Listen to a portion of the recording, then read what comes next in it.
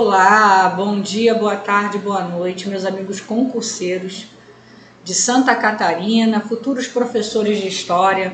Eu sou a professora Joana Fernandes. Vou trazer para vocês aqui duas questões da banca FURB, para que você que vai fazer o concurso organizado por ela possa entender como ela vem pedindo alguns temas importantes de História nessa parte aí específica de professor, tá bom? Então, as nossas questões de hoje, conforme vocês estão vendo, a gente vai trabalhar a Guerra do Contestado, tá? Numa das questões, e a outra sobre a revolta da vacina.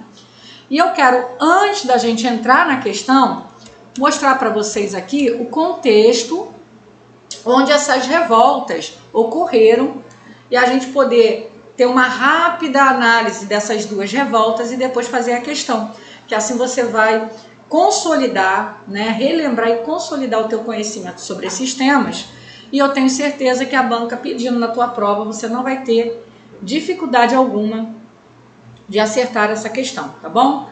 Gente, o contexto dessas revoltas que estão aparecendo aí na sua tela é o contexto da Primeira República Brasileira, chamada República da Espada, né? Por que República da Espada? Porque, desculpa até a expressão, mas era tiro, porrada e bomba, né? Era uma república extremamente repressora, autoritária, e que a qualquer sinal de desordem, ela combatia com violência, muitas vezes até de forma desproporcional. Lembrando que os militares que fazem a República Brasileira, eles vêm, de uma corrente positivista. Na nossa bandeira coloca lá ordem e progresso, ou seja, só há progresso se houver ordem. Então, qualquer coisa que venha atrapalhar ou ferir a ordem estabelecida deve ser reprimida. Quero que você também lembre que nesse contexto nós temos a República dos Coronéis, os grandes latifúndios, os coronéis dominando, sendo verdadeiros déspotas, dentro das suas comunidades, dentro das suas regiões de atuação. Nós temos a política do café com leite, tudo dentro desse contexto. Foi um período muito tumultuado da história brasileira. Eu acho que mais tumultuado do que esse período, só o período regencial lá, dos 10 anos entre Dom Pedro I e II, que você com certeza já cansou de estudar e até de dar aula sobre isso, que foi aquele período louco, uma série de revoltas também que aconteceram naquele momento. Na Primeira República vai acontecer, tanto no campo quanto na cidade, alguns movimentos de revolta que foram muito significativos e vivem aí sendo explorados em questões de prova. Vamos só dar uma recapitulação. Na Bahia nós temos o Arraial de Canudos, lá o Antônio Conselheiro, aquele movimento também chamado de messiânico. Nós temos no Ceará o Padre Cícero, a atuação do Padre Cícero lá em Juazeiro, trazendo também à tona vários descontentamentos e várias questões sociais, ele se envolvendo ali no conflito entre famílias, entre coronéis, pelo poder local, para que fosse mantido o poder conforme estava estabelecido, entre 1889 a 1934, que é a atuação dele. Temos lá pelo Nordeste como um todo, nós temos o Cangaço, o Lampião, Maria Bonita, famoso, que é hoje considerado um movimento revoltuoso em relação às questões sociais da época, porque as questões sociais não eram observadas por esse governo, não eram prioridades desses primeiros governos republicanos, tá? Então vai acontecer ali durante o período do século XX, então não é apenas um banditismo, mas é também considerado uma resposta às questões sociais da época. No Paraná, entre Paraná e Santa Catarina, que se diga, nós temos o Contestado, vamos trabalhar mais um pouquinho daqui a pouco ele.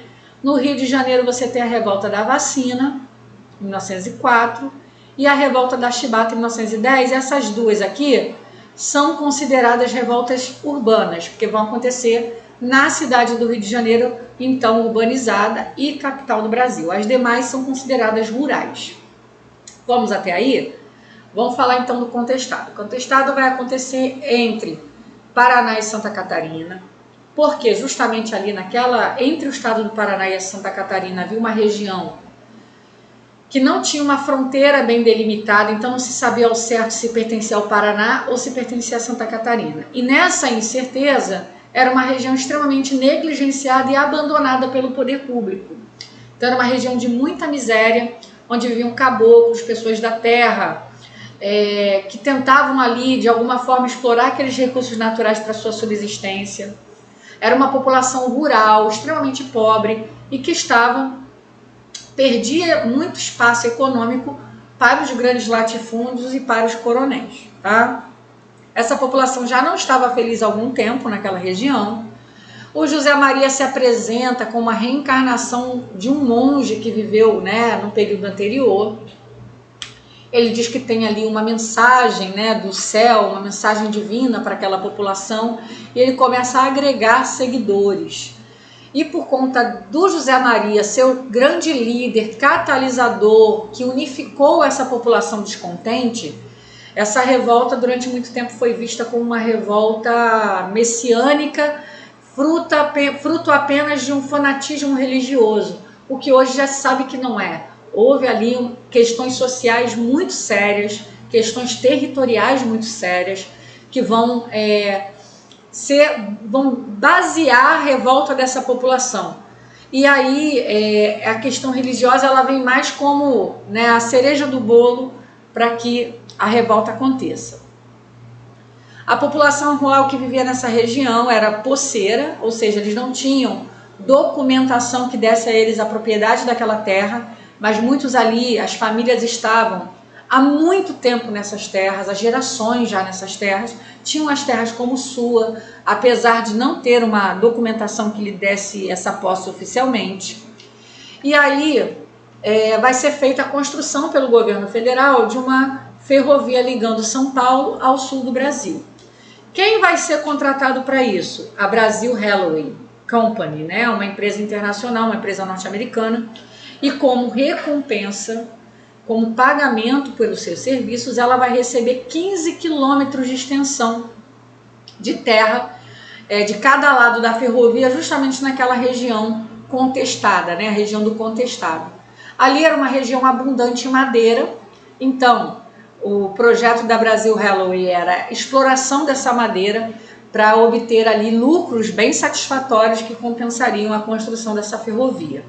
E é claro, começou um grande processo de desmatamento na região, então aquelas pessoas que já eram empobrecidas, que já tinham tão pouco, começaram a ver os recursos naturais que elas precisavam para sua subsistência serem simplesmente arrancados, e muitas começaram a ser expulsas das suas terras, já que eram poceiros, eles não tinham documento, então passaram a ser expulsos sem nenhum tipo de contrapartida, sem nenhum tipo de remuneração por isso, passaram a ser relocadas, então eram tiradas de lá para ser colocadas onde eles quisessem e não necessariamente onde a pessoa desejasse viver. Isso vai criar todo esse ambiente da revolta. Importante dizer que ela vai eclodir em 1912, tá? E ela vai durar ali durante muito tempo, até mais ou menos 1921 você ainda tem deflagrações revoltuosas ali na região. A população se dispersou e formou pequenos núcleos de povoamentos simpáticos à monarquia. Essa é uma questão central aqui também. Por eles serem simpáticos à monarquia, automaticamente se tornam inimigos do governo republicano, do governo da espada, do governo dos militares, do governo dos generais, tá? E aí, gente, isso vai mais do que nunca fomentar essa reação violenta, militar e desproporcional desse governo. Essa população, quando ela se coloca contra, ela tenta expulsar os construtores lá da ferrovia, ela tenta expulsar essa empresa dessa região, aqueles que estavam tentando ali se aproveitar daquele momento economicamente, eles começam a se voltar contra e o governo vem de uma forma forte. O José Maria morre logo no início dos conflitos, mas eles continuam persistindo, acreditando que José Maria iria voltar, iria retornar, iria ressuscitar ao final dessa luta. e ali a guerra se estabelece, e no final de tudo você vai ter até ataques aéreos, tá?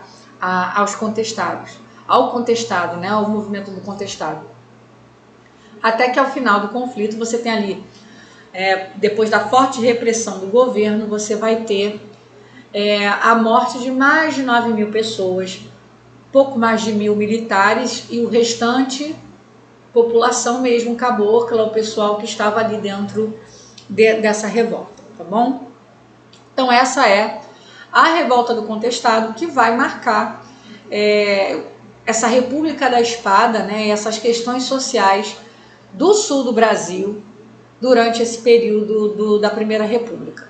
Ela vai estar entre Paraná e Santa Catarina, após, né, aqui está para você, ó, a ferrovia, após esse processo, a própria ferrovia se tornou, o limite geográfico se tornou ali a fronteira entre Santa Catarina e Paraná, para que não houvesse mais essa incerteza sobre o território, tá? Vamos falar rapidamente aqui da revolta da vacina. A revolta da vacina é no Rio de Janeiro, né?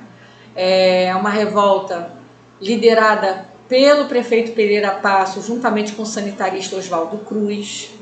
O Oswaldo Cruz, é importante que se diga, tá? Não foi apenas a questão da vacina, né? A gente fala a revolta da vacina, não foi só por causa da vacina. É bom que se entenda que já havia um descontentamento da população em relação à forma como o governo vinha também conduzindo as reformas urbanas. Muitas pessoas eram expulsas das suas casas para que se abrissem rodovias, para que se fizessem novas construções, porque a ideia do Rodrigues Alves, presidente do Brasil, que havia nomeado Pereira Passos e o Oswaldo Cruz para liderarem essa transformação, era transformar o Rio de Janeiro em uma nova Paris, né, aos moldes franceses, que era o grande parâmetro de desenvolvimento da região. Aí, quais seriam as causas, né, apontadas aí na historiografia? A destruição das casas, dos cortiços, o alargamento das ruas, a construção de novos prédios, expulsão de parte da população das áreas centrais, tá? Então, tudo isso vai criando um ambiente de descontentamento desde 1903. O Oswaldo Cruz já havia feito combate à febre amarela, já havia feito combate à peste bubônica, ele era um médico sanitarista que havia feito seu estágio na França. Então, chegou o momento que ele queria combater a varíola, e para combater a varíola, ele vai estabelecer a vacinação. E a vacinação obrigatória. O que nós tínhamos ali era uma população sem nenhum tipo de instrução escolar, sem nenhum tipo de orientação do governo em relação ao que estava acontecendo e a importância daquela vacina, ou quanto aquela vacina era segura. E por isso, é claro, a pessoa vai entrar na sua casa, vai injetar um líquido com uma agulha no seu corpo. Você não tem ideia do que é aquilo. É vacina, é para não ter a doença, mas quem é que te garante isso? Então, eles já viam, o governo já estava expulsando eles das casas deles, já sabiam que eram pessoas não gratas ali no centro do Rio de Janeiro. O que eles podem ter pensado naquele momento, e alguns talvez pensaram, poxa, pode ser que isso aqui seja para nos matar, para exterminar a população, para se livrar da gente, né? Então tudo isso vai criando uma série de mitos e de ideias deturpadas do que estava acontecendo e vai revoltar a população. Então a revolta da vacina, na verdade, ela é a ponta do iceberg, né? Você já tem ali pessoas sendo removidas das suas casas, a cidade que você conhece sendo quebrada, sendo transformada, né, sem que você ainda visse o resultado daquilo. Você já tinha tido ali um período do combate à febre amarela, onde eles entravam nas casas muitas vezes sem permissão, para poder combater ali, para desfazer os focos dos mosquitos, né, o Aedes aegypti, que transmite a febre amarela, assim como transmite a dengue também. E ali, por fim, agora, eles querem aplicar uma agulha no teu corpo. Aí complicou. Então foram levantadas barricadas, a população foi incentivada, principalmente por militares e políticos da oposição do governo, que já estavam descontentes com o governo e vão meio que entrar nesse embalo de descontentamento e fomentar a revolta da população.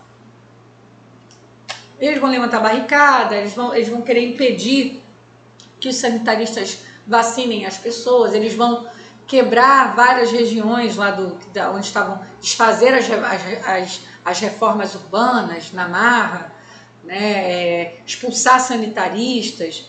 Alguns até são incentivados a usar arma de fogo. A população ela tem o direito de se defender, tá? Esses eram os argumentos. Houve uma forte repressão do governo, né? E depois disso, o que aconteceu? A vacina se torna facultativa, tá? Eles voltam atrás, né? O governo, a vacina se torna facultativa, porém, para se casar, por exemplo, você tinha que ser vacinado. Para exercer alguns direitos civis, você tinha que usar um comprovante de vacinação. E ali, aos poucos, a população vai vendo que a vacina não tem o resultado negativo que havia sido colocado e passa a voluntariamente se vacinar e, enfim, né, o Rio de Janeiro supera naquele momento aquela desordem, né, aquele movimento de insatisfação, tá bom?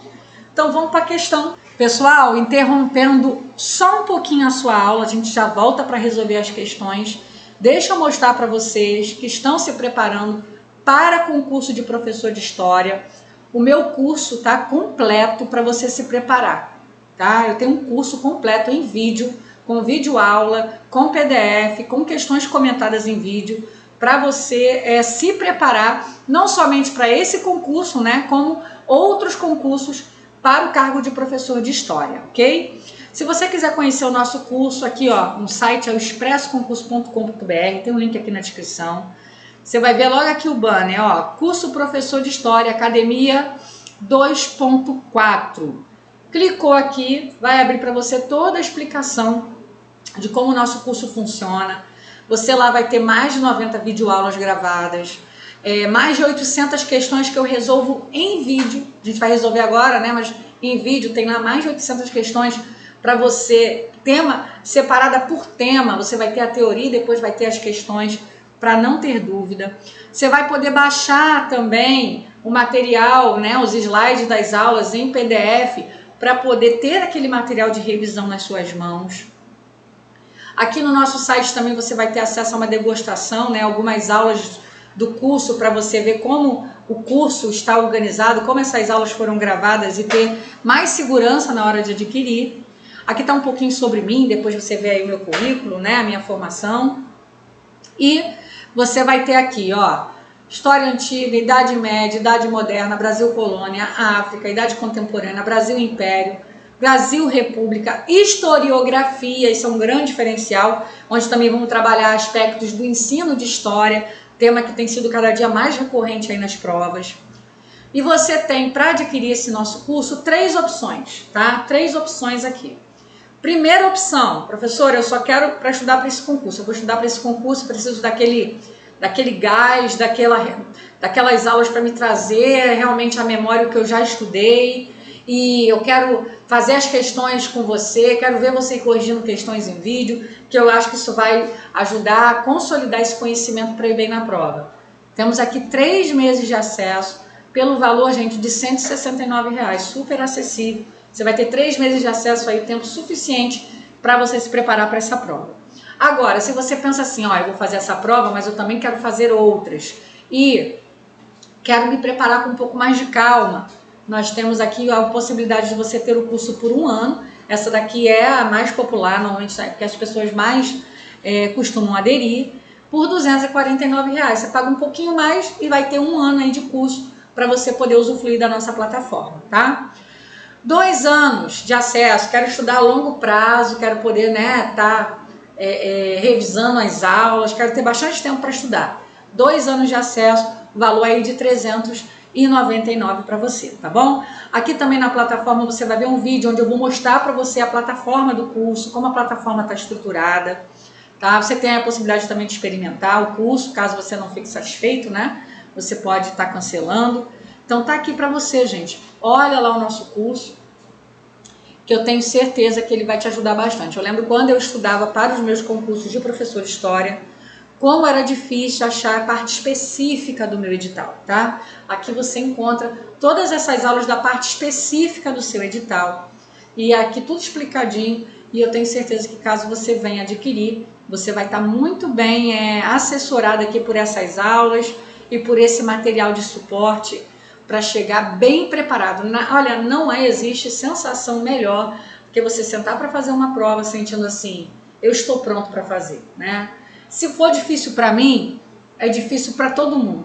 Se for impossível para mim, é impossível para todo mundo, porque eu tenho a melhor preparação aqui. Tá? Eu estou muito bem preparado, estou competitiva, eu estou bem.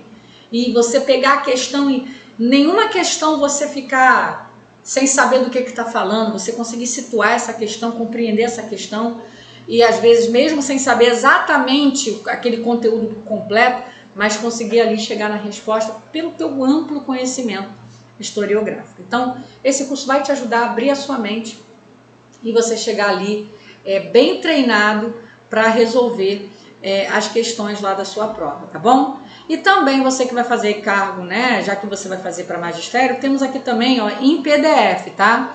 O nosso material de conhecimentos pedagógicos e legislação educacional. Aqui é só questões comentadas em PDF. Você pode ver aqui, tá, os tópicos que estão, aí dá uma olhada aí no seu edital e quantas questões eu tenho de cada tópico nesse material. Vai totalizar aí, se juntar conhecimentos pedagógicos e legislação educacional, vai totalizar aí quase 1000 questões comentadas para você treinar a parte pedagógica específica ali de pedagogia, de educação da sua prova. Então dá uma olhadinha aqui também no nosso site nesse material, que eu tenho certeza que também vai te auxiliar bastante, tá bom? Dado o recadinho, vamos então voltar aí para fazer as questões da banca FURB. Bom, pessoal, vamos então fazendo questão da FURB 2023 sobre o tema que a gente acabou de ver. Vamos lá? Vamos ler juntos? Ó, parte da imprensa, setores governamentais e opinião pública da época apontaram como causa do conflito a ignorância, o fanatismo da população cabocla que seguia as orientações do monge José Maria. Depois da Batalha de Itaquaruçu, em fevereiro de 1914, o movimento chegou mesmo a ser denominado de banditismo, jagunçismo e fanatismo. No entanto, as razões da guerra foram mais amplas e complexas. A partir do texto e dos seus conhecimentos sobre a Guerra do Contestado, assinale a afirmativa correta. Vamos lá, letra A. Apesar dos esforços do governo federal e dos estados de Santa Catarina e Paraná, a atuação do Exército Brasileiro foi mínima em virtude das condições precárias à época e as tropas responsáveis pela rendição dos caboclos foram a Guarda Nacional. Não foi uma atuação mínima, não, foi uma atuação forte, né? Inclusive usando aviões e combate aéreo. B. As comunidades formadas pelos sertanejos não conseguiram obter sucesso nos confrontos com as forças governamentais, sendo massacradas no início do conflito, porém os valores messiânicos da sociedade ideal permaneceram por muito tempo. Elas não foram massacradas no início, elas conseguiram resistir um bom tempo, tá? C. Apesar de a questão territorial ser a que melhor explica o nome dado ao conflito, né, ou a região do contestado, as causas são muitas, mas com destaque para a insatisfação dos caboclos e agricultores com as condições sociais precárias que foram catalisadas pelo discurso messiânico. Tá aqui meu gabarito, gente, perfeito, tá? Não foi apenas uma questão territorial, como o nome sugeriria, nem uma questão só messiânica. Houveram muitas questões sociais, muitas razões ali para a eclosão desse conflito. D. Vamos ver os outros por que estão errados, porque é assim que a gente aprende. O discurso messiânico foi responsável por agregar seguidores ao conflito e tinha dentre suas reivindicações, deixa eu sumir aqui, né, que eu estou aqui tomando espaço de vocês, tinha dentre suas reivindicações a defesa republicana do sufrágio universal, mas com a morte de José Maria, o caráter místico se esvaziou, fortalecendo a proposta política do movimento. Não havia uma defesa republicana, na verdade havia uma defesa da monarquia, havia uma simpatia. Por quê? Antes, eles deviam pensar, antes desse governo republicano aí, desse governo aí novo, nós vivíamos em paz aqui, né? Nós vivíamos em paz. Então agora vem esses caras, tomam o poder e a gente aqui vai ter que dar o nosso jeito, né? Então o problema está na república, então a gente tem que voltar para a monarquia. Era mais ou menos essa ideia, tá? Voltando aqui a letra E, ó, a guerra se limitou a uma disputa entre os estados do Paraná e Santa Catarina pela posse do território do contestado e ao recebimento de impostos oriundos da atuação da madeireira Lambert. A madeireira Lambert ela é fundada lá pela companhia, pela Hellway, tá? Para explorar a madeira da região. Mas esse conflito não foi entre dois estados, na verdade foi um conflito da população, parte da população desses estados contra o governo federal, tá? Então aí você já tem o erro da questão, gabarito letra C. Vamos para a próxima questão então, né? É sobre a revolta da vacina, aqui para você ver, ó, a capa da Galileu, Epidemia da Ignorância, né? Uma capa de uma revista contemporânea à elaboração dessa questão. Você vê como a FURB ela gosta de pegar questões atuais para pensar a história. Vamos lá. FURB 2019. A capa da revista Galileu chama a atenção para a temática relacionada ao movimento de resistência à vacinação, que levou em 2019 ao aumento da ocorrência de doenças que estavam quase erradicadas. Não é a primeira vez que esse tipo de resistência marca a história brasileira, pois em 1904 a cidade do Rio de Janeiro foi palco da revolta da vacina. A respeito da revolta da vacina, podemos afirmar, vamos lá.